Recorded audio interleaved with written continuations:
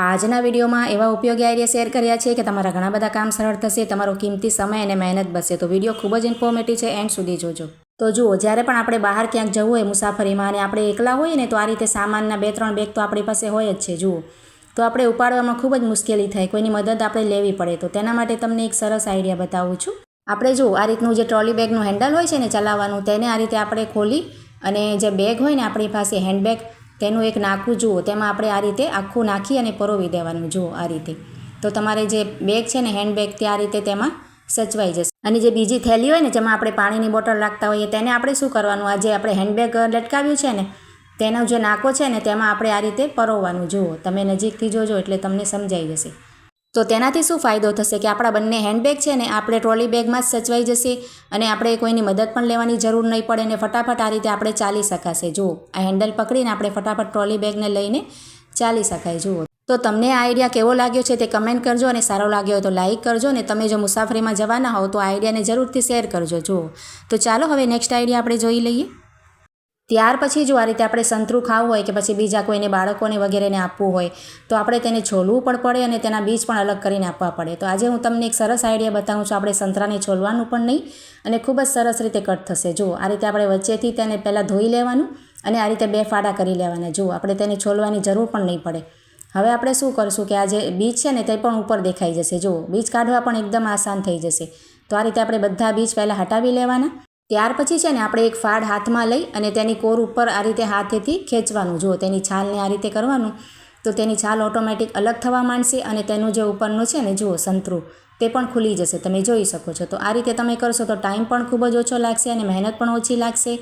અને બાળકોને જો આપણે ખાવા માટે આપીએ તો શું થાય કે આ રીતે નાના નાના પીસેસ તેને ખાવામાં પણ સરળતા રહેશે. જુઓ, કોઈ ઘરમાં આપણે વડીલ હશે કે બાળકો હશે તો સરળતાથી ખાઈ શકે. જુઓ, તો છે ને ખૂબ જ સિમ્પલ અને સરસ આઈડિયા. તો સારો લાગ્યો હોય તો એક લાઇક જરૂરથી કરજો. તો ચાલો હવે નેક્સ્ટ આઈડિયા જોઈ લઈએ.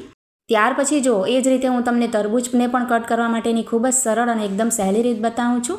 તો સૌથી પહેલાં આપણે તરબૂચ છે ને તેને આ રીતના 2 ફાડા કરી લેવાના. પહેલાં આખું ધોઈ લેવાનું અને તેને આ રીતે કટ કરી લેવાનું. જુઓ, હવે એક ફાડાને આપણે અલગ રાખી લઈશું અને એક ફાડો આપણે અહીંયા લઈ લઈશું કટ કરવા માટે અને તેને આ રીતે પ્લેટમાં સીધું રાખી દઈશું.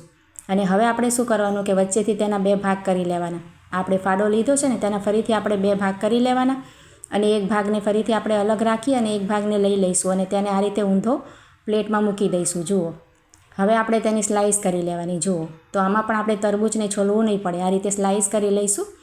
તો 3 થી 4 જેટલી પણ તમારે સ્લાઇસ થાય ને, નાનું મોટું તરબૂચ હોય એ રીતે તમારે આ રીતે સ્લાઇસ થશે. જુઓ, તો અહીંયા મેં 4 સ્લાઇસ કરીને તૈયાર કરી લીધી છે, તમે જોઈ શકો છો.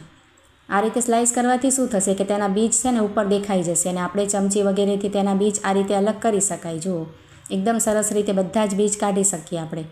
અને આ રીતે જ્યારે બીજ અલગ થઈ જાય ને પછી આપણે સ્લાઇસને આ રીતે પ્લેટમાં રાખી દેવાની. જુઓ, અને તેના ટ્રાયેંગલ પીસ કરવાના, આ રીતના પીસ કરી લેવાના. જુઓ, નાના નાના 3-4 આપણે પીસ કરી લેવાના. જુઓ, આ રીતના પીસ થઈ જશે. હવે આપણે આ પીસને છે ને પ્લેટમાં મૂકી દેવાનું અને છરીથી આપણે જુઓ તેની બંને સાઈડ આ રીતે કટ લગાવવાનું. જુઓ, જ્યાં સુધી તેની છાલ છે ને ત્યાં સુધી એક નાનો કટ લગાવી દેવાનું બંને બાજુ. અને આ રીતે 2 કટ લાગી ગયા છે. જુઓ, બંને બાજુ. હવે આપણે છે ને બંને સાઈડનું આ રીતે કટ કરી લેવાનું છરીથી. તેની બંને સાઈડ કટ કરવાની, વચલું આપણે મૂકી દેવાનું છે, વચલું આપણે કટ નથી કરવાનું. તો તેનાથી જુઓ સરસ મજાનું આપણે દેખાવ આવે ને એ રીતનું આપણે તરબૂચનું પીસ તૈયાર થઈ ગયું છે. તમે જોઈ શકો છો, ખૂબ જ સરસ લાગે. આ રીતે બાળકોને અપાય કે પછી કોઈ મહેમાન આવવાના હોય ત્યારે પણ આ રીતે આપણે કટ કરીએ તો ખૂબ જ સરસ લાગે. જુઓ, ફરીથી તમને કરીને બતાવું છું. આ રીતે આપણે એક પીસ લેવાનું અને બંને બાજુ એક નાના નાના કટ લગાવવાના અને આપણે બંને પછી કટ કરી નાખવાના અને વચલું આ રીતે આપણે સરસ મજાનું થઈ જાય. જુઓ, તૈયાર. તો આ જ રીતે બધા જ તરબૂચના પીસ હું તૈયાર કરી લઈશ.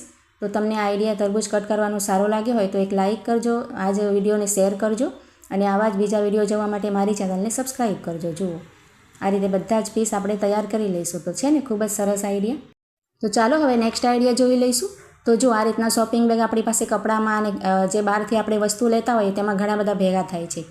તો તેને આપણે ક્યાંય પણ રાખી દઈએ ને તો ખૂબ જ આપણે ખરાબ પણ લાગે અને જગ્યા પણ ખૂબ જ રોકે.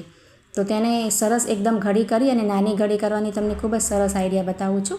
આપણે તેને છે ને પહેલાં આ રીતે સરખી કરી લેવાની અને વચ્ચેથી આપણે વાળી લેવાની. જુઓ, જેવી પણ તમારી હોય ને થેલી તેને આ રીતે આપણે વાળી લેવાની, 2-3 ફોલ્ડ કરી લેવાના અને આ રીતે તૈયાર થઈ જાય ને પછી આપણે શું કરશું, તેને સરખી કરી ફિનિશિંગ આવે એ રીતે ને આ રીતે નીચેથી તેને ફોલ્ડ કરતા જવાનું. જુઓ, પહેલાં આ રીતે એક વખત ફોલ્ડ કરવાનું અને ફરીથી બીજી વખત પણ ફોલ્ડ કરવાનું. હવે તેનું નાકું છે ને બંને નાકા તેને આપણે આ રીતે એકને વીંટાળવાનું અને બીજાને આ બાજુથી વીંટાળવાનું અને એકબીજાની અંદર આ રીતે પરોવી દેવાનું. એક નાકાને બીજાની નાકાની અંદર નાખશો ને તો સરસ આપણે થેલીની નાની ઘડી થઈ જશે અને તેને આ રીતના નાકાને ટીંગાળી પણ શકાય. જુઓ ખૂબ જ સરસ રીતે આવી થેલીઓ નાની મોટી હોય તો તમે ઘડી કરીને રાખી શકો. ખૂબ જ સરસ આઈડિયા છે.